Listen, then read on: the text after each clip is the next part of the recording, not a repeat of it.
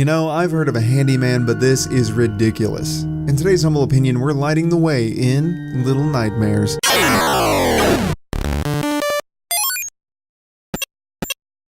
Normally when I discuss Little Nightmares, I'm talking about the minor aspects of life that make it truly horrifying, like earning your 2-year degree in fine arts, dropping out of college, and resigning yourself to a life of perpetual mediocrity.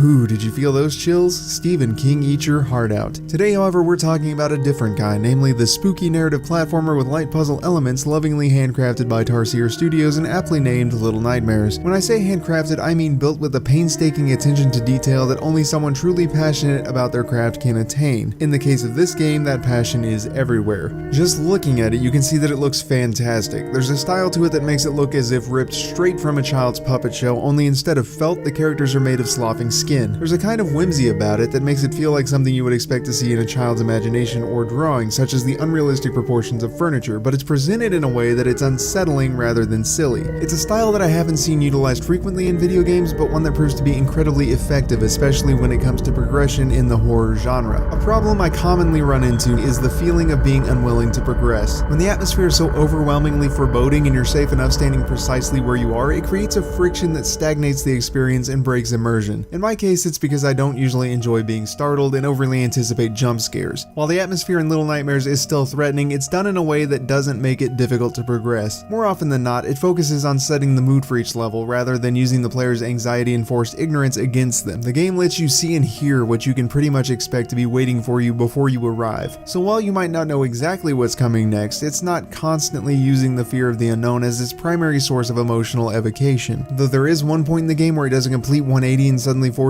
that fear of the unknown onto you, it's done tastefully and at the perfect moment where everything has been culminating to it. Perfect silence before the storm that leaves you feeling suddenly weak and vulnerable. It was fantastic. Beyond the atmosphere itself is the storytelling, which is done in a delightfully nuanced manner. There's no dialogue aside from humming, sniffing, and the occasional fart. There aren't any notes aside from the unreadable one lying next to the hanged corpse. It's strictly done through the series of events present in the game and the background information, and given how much of the game seems to be inspired by child psychology, it has the added intrigue of metaphor and allegory. Take for instance the vast number of shoes present in this world. Does it have anything to do with the fact that your character is barefoot and running through water and broken glass but unable to locate shoes in her own size? Does it represent a fear of being stepped on? Are we looking at a visual representation of Hispanic child abuse in the form of a sea of thrown chanclas? That's not racist, by the way. It's present enough in Mexican culture that it has its own meme, so if you want to come at me for it, take it up with the meme police. And what about that hanged man at the beginning of the game? A lot of people have theories for why he might have killed himself and his relation to the events that transpired, but I've not seen anyone mention how unusual it would have been for him to have done it. Not in terms of motive perhaps, but in method. The chair beneath him is upright when you find it, so it's not as if he kicked the stool out from under himself to hang.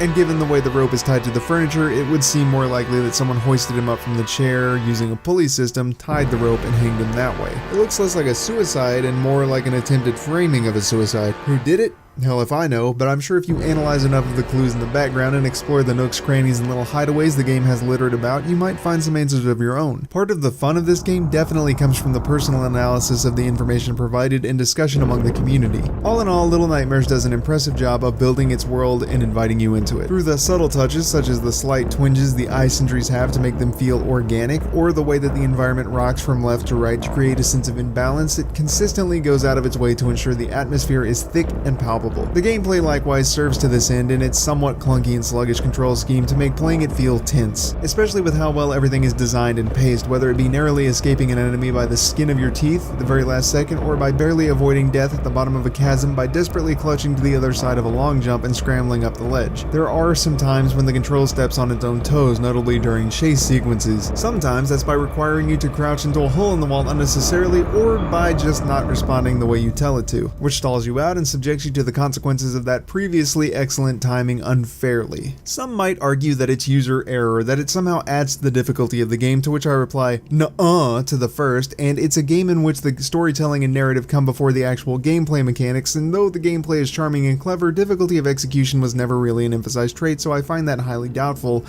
to the second. Having her auto-duck into small spaces would not be unwarranted. It even happens in most places, just inconveniently not in others. Little Nightmares earns a 9.5 out of 10 for its fantastic atmosphere, its excellent use of environment to convey story, and its intelligent, intuitive, and mostly consistent gameplay. Just look at how desperately this boss clutches and feels about his dilapidated cage to hint at how to beat him. Elegant, beautiful, I love it. Thank you everyone for watching, and special thanks to Tarsier Studios for all of the work you put into making Little Nightmares fantastic. It's artful in a way that I don't often find and does a great job of standing out from the established favorites of its genre. The style was fresh, the levels were memorable, and everything came together very nicely. It was, somewhat ironically, a delight to play. Until next time, remember that failure is not the worst case scenario, to go on with your bad selves, and stay awesome.